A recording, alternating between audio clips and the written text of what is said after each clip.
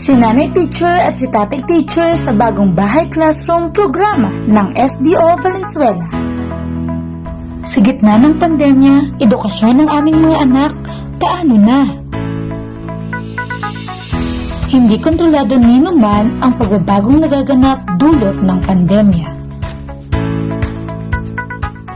Ang SDO Valenzuela ay nagsasagawa ng programang tumutugon sa iba't ibang pangangailangan ng bawat mag-aaral na nakatuon sa aspeto ng kanyang pagkatuto. Maging nanay teacher at tatay teacher sa inyong mga anak.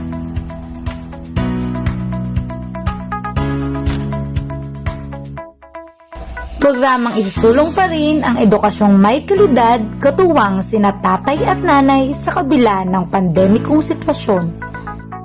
Programang makatutulong sa pagtugon sa mga pansariling mga estilo sa pag-aaral at interes ng mga mag-aaral.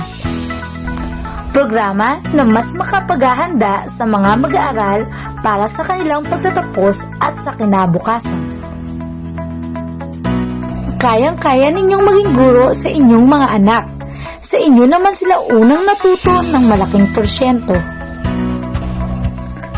Ang inyong impluwensya sa kanilang edukasyon at sa kanilang pagpaplano ng karerang tatahakin bilang junior high school ay makatutulong para mapaunlad ang kanilang kaalaman at kasanayan sa karerang gusto nilang kunin pagkatapos ng kanilang sekundarya. Bakit ka naman tatanggi maging nanay teacher at tatay teacher kung alam mong may malaki kang ambag sa kinabukasan ng inyong anak? Huwag mag-alala, kayo naman ang pinakamahusay na teacher ng inyong mga anak simula't simula. Anuman ang antas ng inyong edukasyon o karanasan, ang pinakamahalaga ay ang inyong tunay na pagmamahal at pangako na suportahan ang inyong anak. Kasama na dito ang pakikipag-usap at pakikipaglibang tulad ng pag-videoke,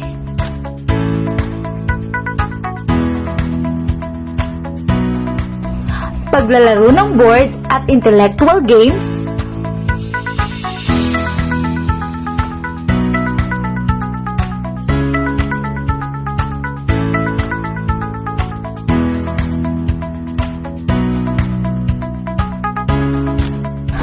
panonood ng telebisyon,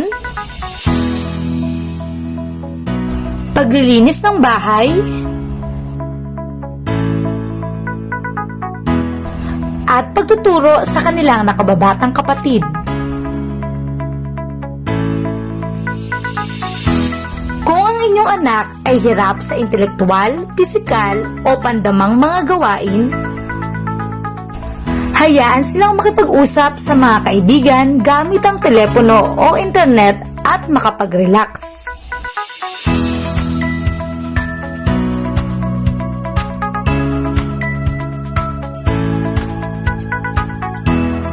Maglaan ng komportableng lugar sa bahay para sa pag-aaral.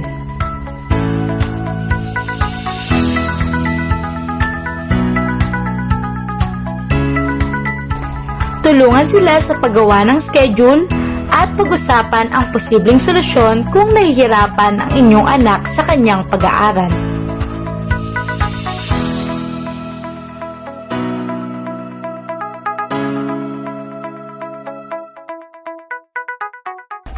Sa pag-aaral, lumalabas na mas marami ang nakatatapos ng pag-aaral sa junior high school kung kasangkot lagi ang magulang sa pag-aaral ng anak. Sa kabila ng sitwasyon, panatilihin ang mga nakasanayang mga gawain. Makapagbibigay ito ng katibasayan sa kanilang kalooban. Maaaring pasulatin ng inyong anak ng mga batayang konsepto tungkol sa pag-unlad ng kanyang mga katangian. Mahalaga na maisabuhay niya ang mga pagkatuto na inyong ibinahagi sa kanya. Bawat kasangkapan sa bahay at mga bagay sa paligid ay maaaring gamitin sa pagkatuto. Kayo ang pinakakilala ng inyong anak at alam ninyo ang pinakamabuti para sa kanya. Sanayin ang inyong anak ayon sa daang nararapat sa kanila. Magmasid upang matukoy ang kanyang interes. Kung hindi kayo handa, ipagpaliban muna ang pagtuturo. Sa tama ninyong paggabay, siya ay magiging mahusay na anak, estudyante, kapatid, kabataan, at may pananagutang mamamayan ng kanyang komunidad.